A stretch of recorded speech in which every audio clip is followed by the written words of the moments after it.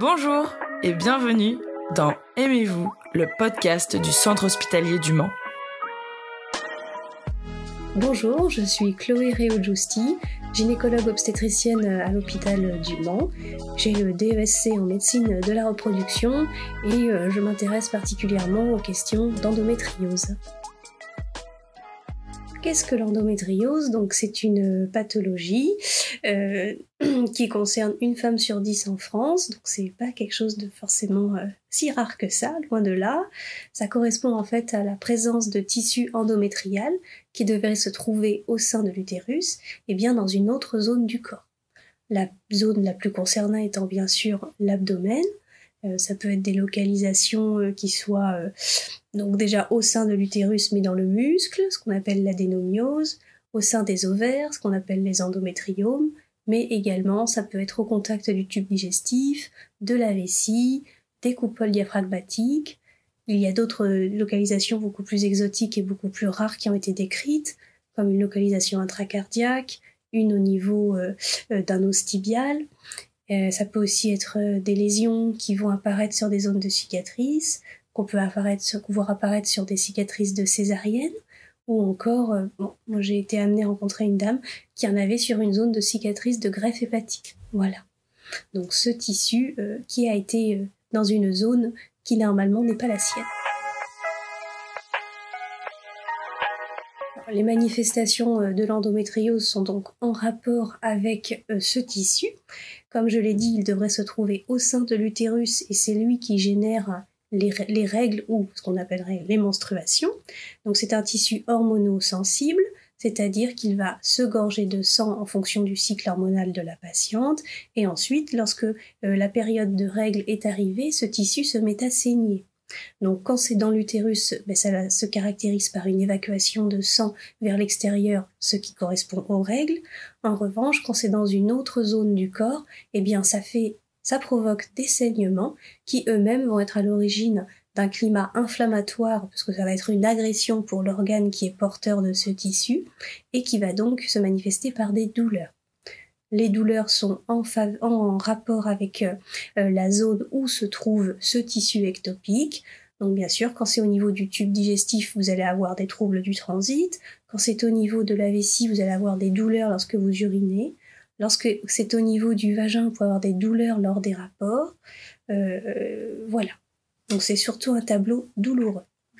Les conséquences de ces douleurs, bien évidemment, c'est une altération de la qualité de vie. Alors il faut savoir que nous n'avons aujourd'hui aucune corrélation entre l'étendue des lésions et la qualité de vie des patientes. Beaucoup de dames ont entre guillemets ce qu'on appellerait des lésions à minima, ou en tout cas qui seraient pour nous difficilement visibles, aussi bien lors de la chirurgie que lors des examens complémentaires comme les IRM, mais malgré tout, elles ont une qualité de vie très altérée, avec donc des douleurs qui empêchent les rapports sexuels, qui vont faire que lors de leurs règles, elles peuvent être en arrêt de travail. Donc ces douleurs-là au quotidien, outre le caractère pénible et avec donc parfois un tempérament un petit peu déprimé, vont en effet avoir de véritables conséquences sur la vie intime et donc la vie conjugale, voire sur la vie professionnelle avec un handicap pour la pratique de certains emplois, voire aussi la pratique de certaines pratiques sportives qui doivent être interrompues lors de la période de cycle. Donc véritablement l'endométriose, ce n'est pas mortel, ce n'est pas un cancer, mais c'est un vrai boulet pour la vie d'une femme dans différentes zones évidemment de sa vie de femme. Alors nous aurons, je crois, l'occasion de plus développer le versant fertilité, donc je l'aborderai dans un second temps. Alors, le diagnostic d'endométriose, on le sait aujourd'hui, il est assez retardé, il nécessite parfois le recours à plus de 2 ou 3 praticiens. Bon, je ne connais pas les derniers chiffres pour vous le dire avec honnêteté, mais il y a 5 ans, en tout cas, on en était à peu près à 3 praticiens nécessaires pour poser le diagnostic, et avec un retard de pose de diagnostic d'entre 5 et 10 ans selon les dames. Donc, comment poser un diagnostic ? Donc, la première des choses, il faut savoir que c'est quelque chose qui doit nous mettre la puce à l'oreille au niveau clinique. Une jeune fille qui rate l'école pour ses règles, de façon régulière, déjà ça doit nous faire tiquer. Ce n'est pas normal. Même si avoir quelques douleurs de règles, on peut l'entendre, c'est tolérable, surtout si ça passe avec des antalgiques simples, mais de devoir être cloué au lit avec une bouillotte, vraiment, il faut que ça nous fasse réagir, nous médecins. Médecins ou sages-femmes d'aujourd'hui, puisque pour le suivi gynécologique, nous avons la chance de partager cette lourde tâche avec nos collègues sages-femmes. Donc la première des choses, en effet, c'est un interrogatoire de qualité où on va interroger les patientes sur les douleurs de règles, mais aussi les douleurs lors des rapports, lors du transit, les douleurs pour uriner, l'impact de ces douleurs sur leur profession, sur leurs activités scolaires, extrascolaires. Voilà, donc c'est un diagnostic avant tout qui doit être évoqué d'un point de vue clinique. On peut le confirmer par des examens complémentaires qui sont l'échographie abdominale, pelvienne ou encore l'IRM. Alors aujourd'hui, il semblerait que ces deux examens soient tout aussi performants. Pour ma part, je me permettrai de dire que ces examens-là ne permettent de mettre en évidence que des lésions de taille conséquente qui pourraient être prises en charge chirurgicalement. Il faut savoir qu'il y a de petites lésions, parfois invisibles, aussi bien à l'œil en chirurgie que par les examens complémentaires, qui sont des petits implants, notamment au niveau du péritoine, c'est-à-dire de la paroi de l'abdomen, qui eux ne sont pas visibles et qui peuvent faire souffrir les dames. Donc comme je le dis, même avec une imagerie qu'on peut décrire normale, ou une chirurgie qui ne permet pas de voir les lésions, on peut évoquer ce diagnostic et prendre les dames en charge pour une endométriose. Comment prendre en charge au mieux ces patientes ? La première des choses, comme je disais, c'est déjà d'y penser. Donc la personne de premier recours, c'est très souvent le médecin généraliste ou la sage-femme, voire le gynécologue qui suit la patiente pour son suivi. Lorsqu'il se sent un petit peu dépassé après avoir utilisé des thérapeutiques de première intention, il ne faut pas qu'il hésite à adresser la patiente à un personnel un peu plus formé et aguerri sur la question.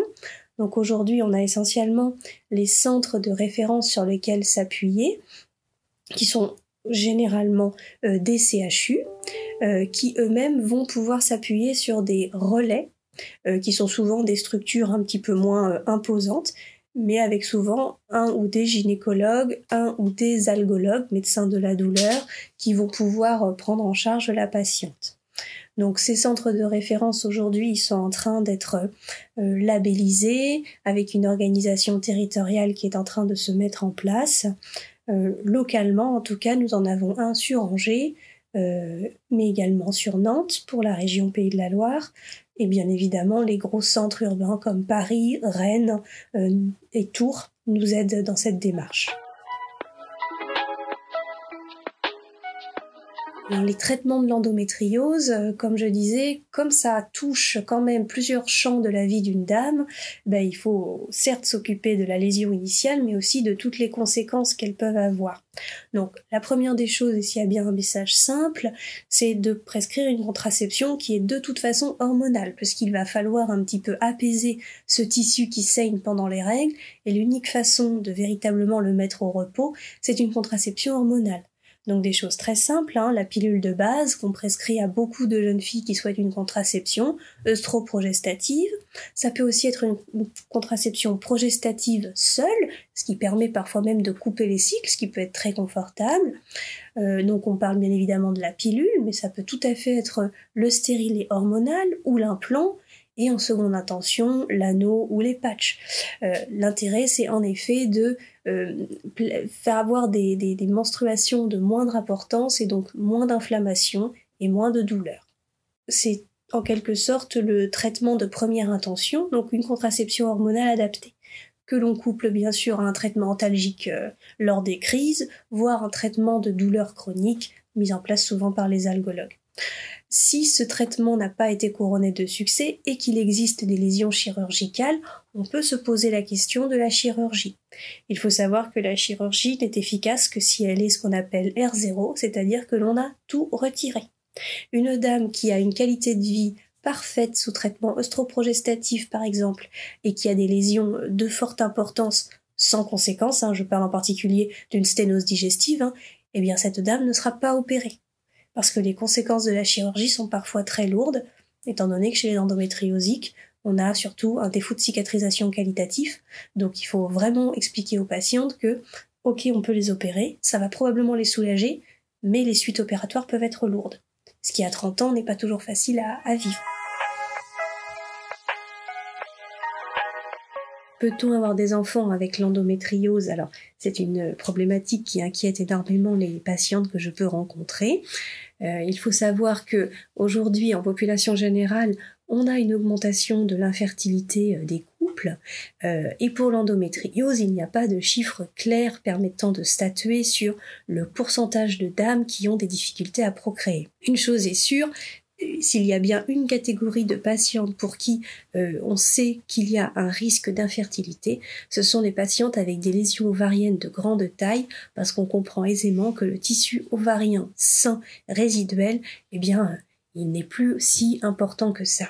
Donc ces dames-là, elles ont moins de tissu ovarien, donc moins de chances d'ovuler. Donc moi, je rassure mes patientes en leur disant que avant d'essayer, il ne faut surtout pas s'inquiéter. Qu'il y a beaucoup d'autres causes d'infertilité que l'endométriose, donc elles ne vont pas tout porter non plus sur leurs épaules, et que avant on les laisse d'abord essayer de façon spontanée, et s'il y a besoin, il n'y a pas de problème, on fera une PMA. Mais la PMA ne sera en aucun cas une obligation pour arriver à avoir une grossesse. Alors pour la prise en charge et l'entourage et l'accompagnement de ces patientes qui, comme je vous l'ai déjà expliqué, ont véritablement une qualité de vie altérée dans les différents champs de la vie, il ne faut pas hésiter à pouvoir se tourner vers des associations qui font vraiment du très beau travail, qui assurent une permanence, qui permettent d'orienter les patientes vers certains centres, qui leur permettent également des temps de parole, des temps d'écoute, avec également des patientes un petit peu phares qui permettent de mettre en lumière leur parcours, d'expliquer par quoi elles sont passées, et ça permet de rassurer les patientes ou à minima vraiment de se sentir comprises et écoutées. Elles sont très dynamiques, elles essayent vraiment de faire bouger les choses pour la reconnaissance de la pathologie, la recherche, la prise en charge, et c'est vraiment un relais essentiel pour la prise en charge de ces dames. Il existe donc différents réseaux, il existe EndoFrance, EndoMind. Personnellement, je ne travaille avec aucune d'entre elles de façon spécifique, mais j'ai toujours rencontré des personnes extrêmement bienveillantes et à l'écoute, quelle que soit l'association que j'ai pu rencontrer. Vous venez d'écouter Aimez-vous, le podcast du Centre hospitalier du Mans. Si vous avez aimé cet épisode, commentez, likez et partagez. Merci beaucoup et à bientôt pour un nouvel épisode.